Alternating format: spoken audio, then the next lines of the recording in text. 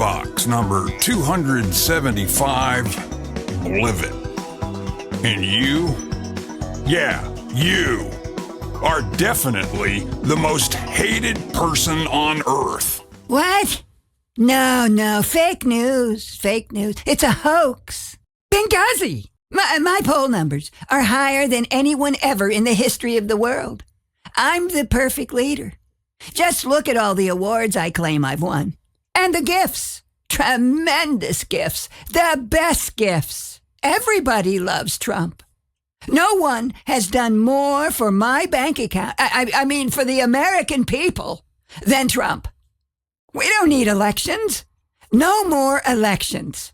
I can run everything from anywhere, and I should be crowned king of the universe. Well, crown him then. Huh?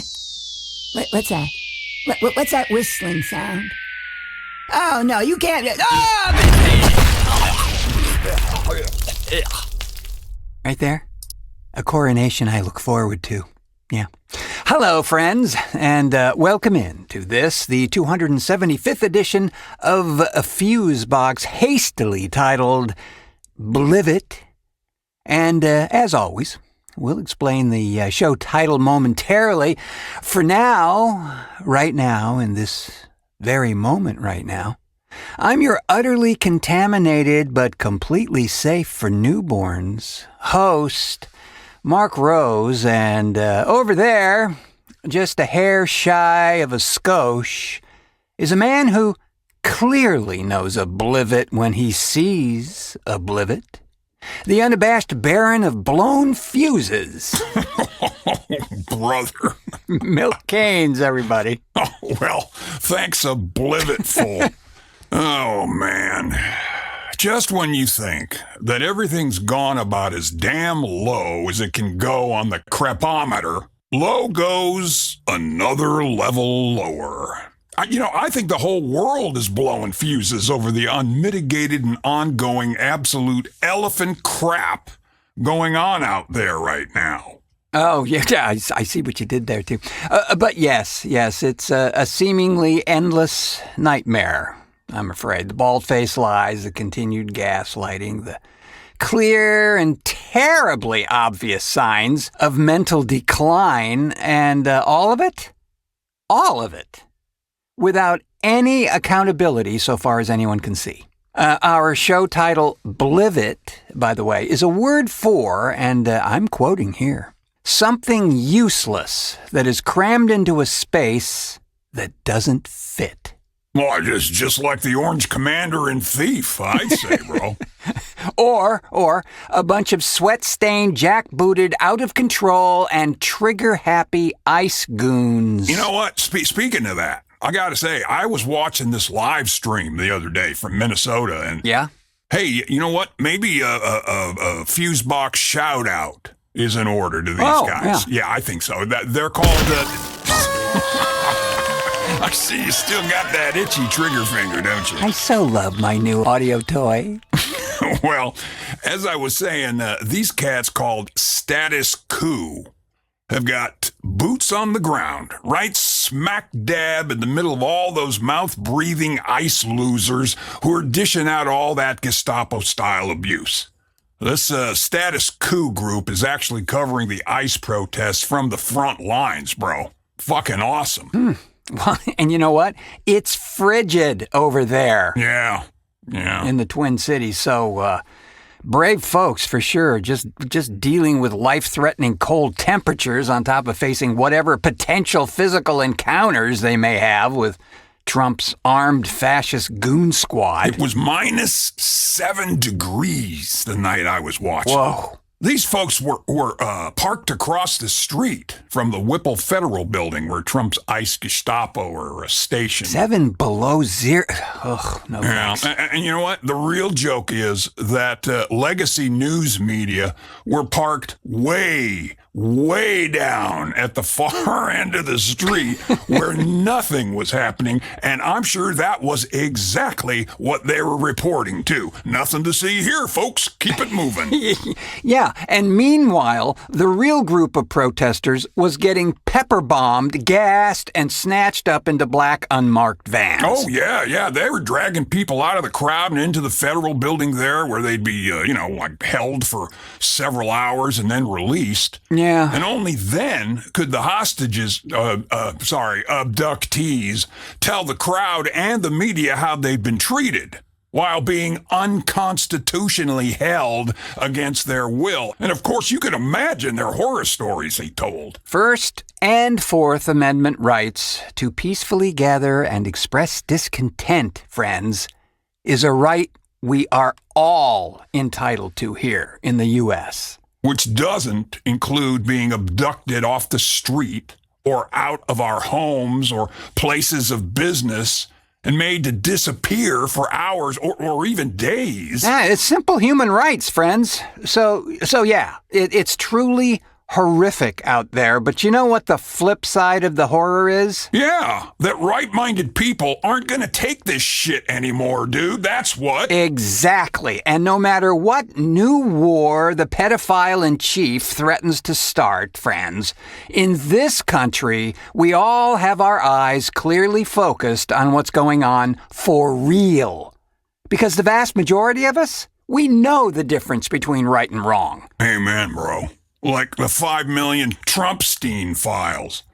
The gutless GOP that would rather see their personal fortunes increased than serve their constituency who elected them. Of course, the pathetic thing is that probably half their constituency is perfectly fine with their Trump-supporting elected officials lining their pockets. And the other half are too stupid to notice. Sad but true. More about all of this as we continue, friends. We'll have a segment of Lying Liars That Lie coming up that features one of our favorite vapid and completely vacant heads of security, plus all sorts of this and that-isms. So stay with us, if you dare. You really should oughta. Lying Liars That Lie is part of a healthy and well-balanced meal. Wouldn't it taste great to you right now?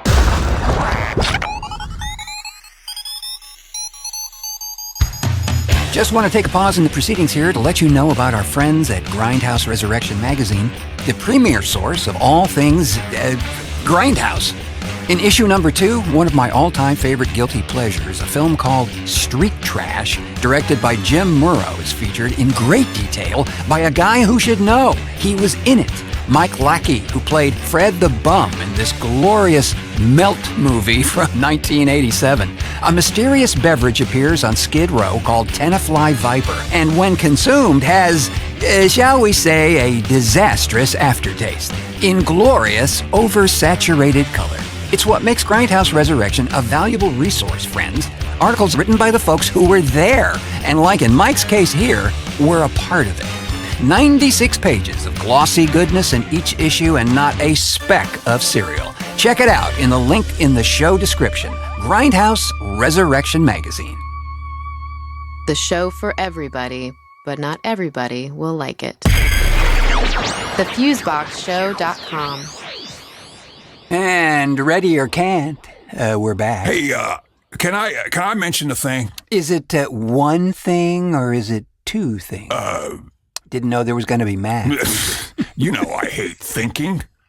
Okay, it's one thing. Oh, okay. Well, then fire away, sir. Okay. Well, then here's my one thing. Ready? Yeah? I just want to take a minute here to toot your horn. Mine? Yep. My horn? Does my horn need tooting? Well, on behalf of my horn and myself... And a fine horn it is, even if it's sort of bent. But no, I just wanted to congratulate you on the new album. It's called Krael Gaust's Transcryption, folks. Way cool, bro. And I saw what you did there with the word transcription. Did you? Did you see what I did there? Well, thank you very much for that, Mr. Keynes. Yeah, I was... Gonna totally forget to plug your own damn album, right? That's why I'm jumping in here. Folks, if you dig deep listening stuff, this thing will be right up and down your alley, I promise. It's awesome. Well, thank you again, Mr. K. That's very nice of you, and I'm thrilled that you like it. Yeah, I was definitely going to put a mention up on the website about it, but since you let the pangolin out of the bag, yes, friends, I just finished an album that has been in the works for a rather truly embarrassing amount of time, really. Right, but didn't you have some kind of like a drive failure or some other weird, unexpected technical snafu? Yeah. I see. I started this project actually in 2008, where it sat quietly for 6 years, and then I got back to it. Added some more stuff and crap like that and crap and stuff. And well, the thing sat for another couple of years. And then a dear and brilliantly talented friend of mine, Goomby Ortiz, who has been a percussionist for jazz guitarist Al Di Meola for decades, added some really cool stuff to a track I sent him. By the way, it's a hoot to work with him. Goomby's amazing. Anyway, it sat again, and one more again, for 2 more years. And then, yeah, the drive crashed. Or so you thought, right? Well, it was just one of those odd things that happened. For some reason, I just got the notion to try the drive in one of those reader gizmos. It's just a device that reads bare drives. It's not an enclosure or anything. You just pop the drive in the top of this thing, and if there's anything there, it'll spin up. And much to your surprise, it actually spun up. All the files were there, so I quickly archived them off to several places just in case, and then decided to finally finish the thing. So, long story even longer, I finished the album, and once again, it sat for yet another couple of years. Because, I knew it needed some tasteful mastering by qualified ears other than mine, which were all too familiar with every nanosecond of the content. So, I found a source. But it was going to be a tad too pricey, and I decided to hold off as there were other more pressing financial considerations at the time. You mean like buying metric ton lots of peanut butter for the Japanese pocket squirrels? Peanut butter! Yay! Well, that and other things.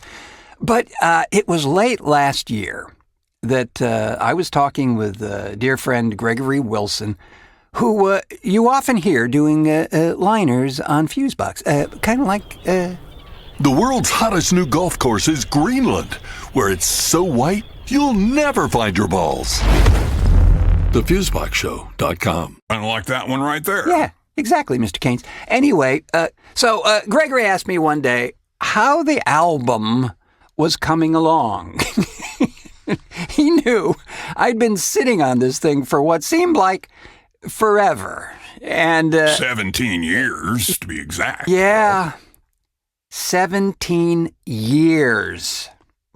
Anyway, I decided, you know what? It's time to get this record finished. So one thing led to another, and I found a great disc and mastering house called Atomic Disc, which I highly recommend, friends, if you're doing projects like this. So my long time buddy and sometimes partner in crime, the lovely and talented Mr. Gerald McQuinn, did the amazing, wonderfully disturbed, and spectacular artwork for the album cover, and voila. We have Krael Gaust's Transcryption. Now, this project, it goes all the way back to your old radio show, right? Dry Smoke and Whispers? Yeah, right. Krael Gaust was the show's composer for all of those wonderfully demented interdimensional episodes. And I wanted to keep Transcryption in the world that it originated from. Yeah, it's really cool, Padron. I mean, yeah, deep listening for damn sure. Well, thanks. Thanks, Milt. Yeah, it was a long time coming, and it feels really great to have it in the can, as they say. And for those of you who are interested in such things, a link in the show description here is provided, so please, check it out. Let me know what you think. And now...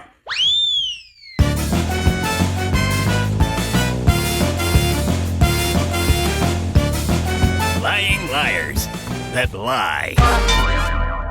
Well, we both have something to add to this segment. And we start with that cosplaying criminal, Department of Home Security Secretary, Gestapo Barbie herself. Ugly inside and out. Kristi Noem, who starts the gaslighting with an attempted spin of the murder of Renee Good that happened in Minnesota recently.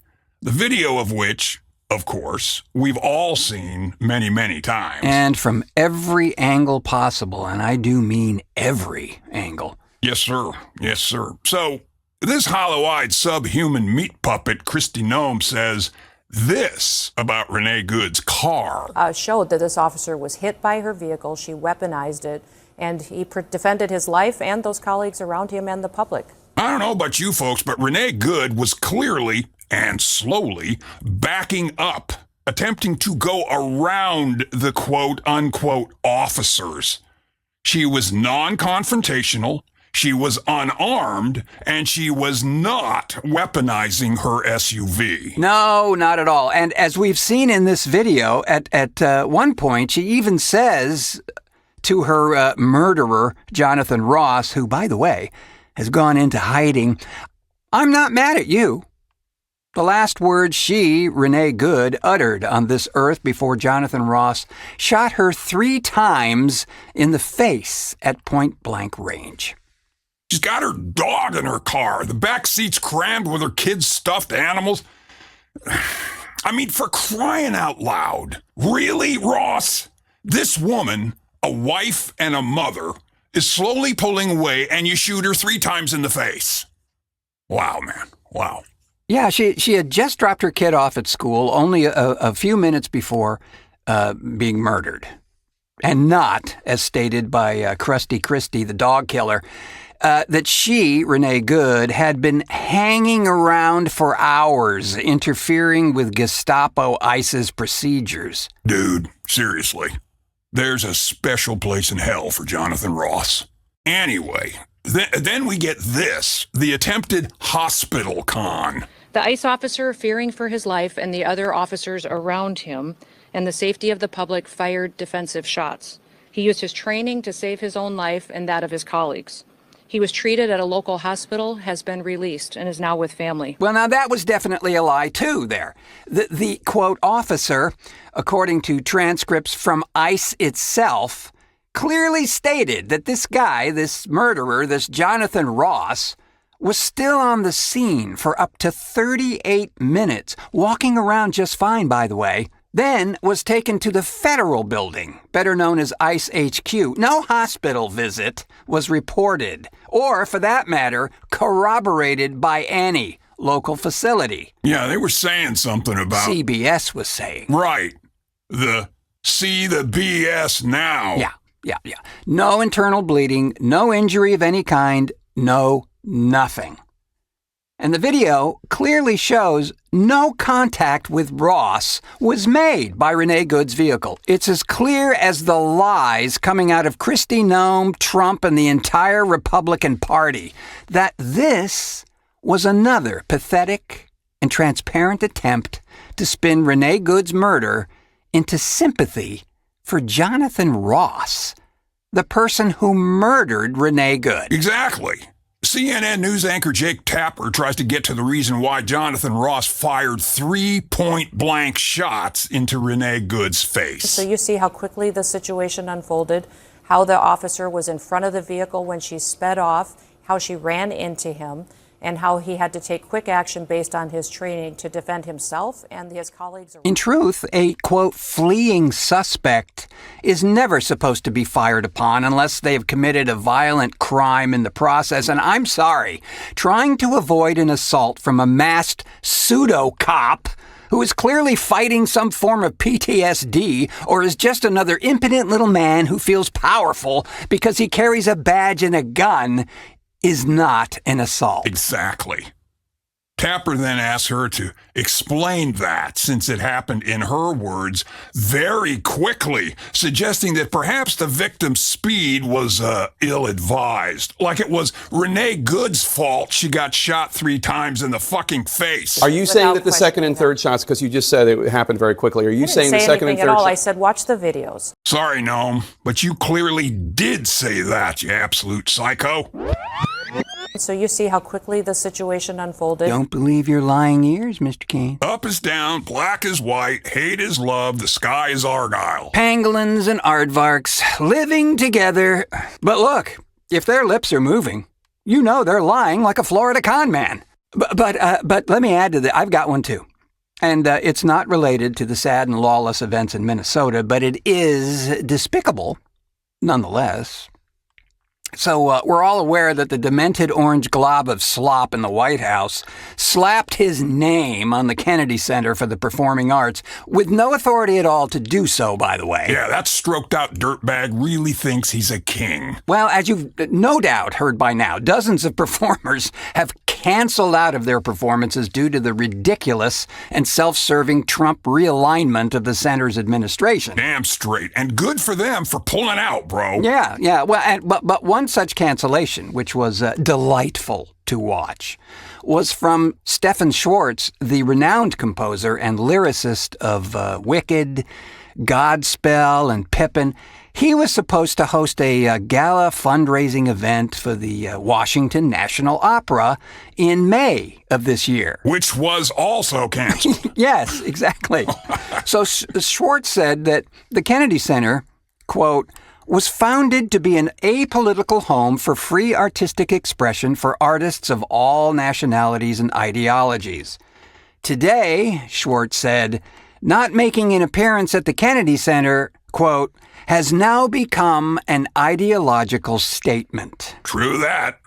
Richard Grinnell, the Maganoid spokesman of the Kennedy Center, instantly became flushed and childishly petulant and wrote on X... The forum for losers. Yeah. Definitely head on over to Blue Sky instead, friends. So Mr. Grinnell said in the aforementioned petulant frenzy, the Schwartz news was a bogus report that was fake and came from Rolling Stone magazine, which was lying. So NBC News and Variety refuted this here claim and brought the receipts. Screenshots showing Schwartz was promoted on the Kennedy Center's website prior to his cancellation. Yeah, give it the pig wind, brother.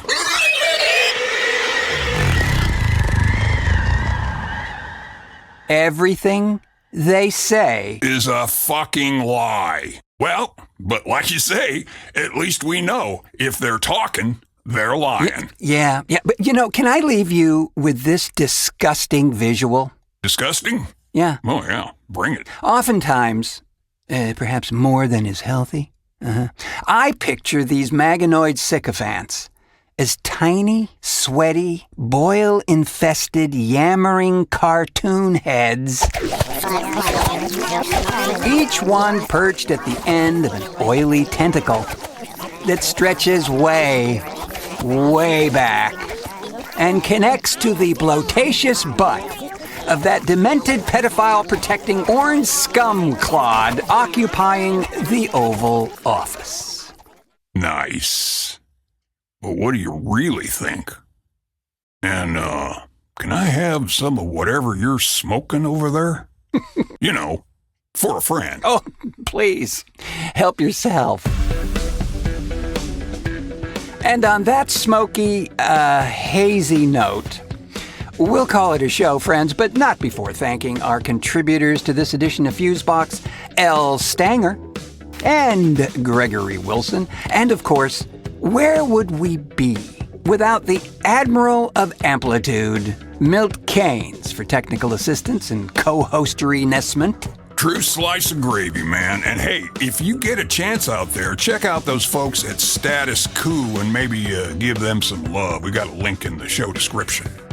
And you can do the very same for us. Head over to our Patreon page and sign up to become a Fusebox member. It surely does help us, friends. It'll get you free Fusebox Swag, early show releases, and exclusive content so gosh dang super secret that we're not allowed to even think of it in certain states. Is Oregon one of those states? Possibly, but I think the state of inebriation might be one for sure. Well, I've lived in that state most of my life, bro. Patreon.com/The Fusebox Show will get you where you want to be, friends. Thanks as well to the ghastly good and gooey folks at Grindhouse Resurrection Magazine for their continued confidence in this here show. Find out about them at 42ndstreetpete.net. And if you're feeling kinda recklessly frisky with a side order of impulsive sass, please be sure to visit our store at thefuseboxshow.com and click on the old swag button there at the top. You'll be overwhelmed with the glorious and glamorous goodies emblazoned with the custom art of our colleague in audio crime, Jeff Pollard. Come on, who wouldn't want a genuine Fusebox whiskey mug or a hoodie or t-shirt from Suicide Sally's or Dick's Hardware? Want it but don't have it? Then you need Dick. And who would know better than Dick? Good golly, gumdrops. No one I can think of, that's for sure. Oh, Fusebox is the tits. It sure is, Timmy. It sure is. Friends, as always, we thank you too for pushing play. We do so appreciate you all for sharing your time with us. And I've been your host, Mark Rose, saying until our next cartoon. But before we sign off, friends, Milt and I have just learned, as of this taping, that ICE, and by extension, Kristi Noem, Donald Trump, and Republican members who continue to lick the boots of Trump, has claimed the life of another victim. I fucking believe it. I know. There are just no words at this point. But here's what we know so far, which isn't very much, but it's important because we know his name. The latest murder victim at the hands of ICE is 37-year-old Alex Jeffrey Preddy, who was an intensive care unit nurse who was filming the protests there in Minneapolis, Minnesota, which is where Renee Good was murdered, of course. Again, friends, fuller details will continue to come out over time, and along with it, of course, the GOP's attempt to spin this event. But what we understand now is that the latest murder victim at the hands of ICE, Alex Jeffrey Preddy, was shot multiple times, and apparently by more than just one agent. Friends, please be safe out there if you're protesting, or I guess I should say be as safe as you can be. This is still the United States of America, where we are free to exercise our First Amendment rights. Unfortunately, right now in our history, there are very, very dangerous, actually armed and dangerous, extremely unstable people out there who are doing everything they can to take those rights away from us. We should and must continue to fight for our rights. But please, do so peacefully. And, again, be safe. Rest in peace, Renee Good and Alex Preddy. Thank you for your sacrifice. Amen, bro. Amen.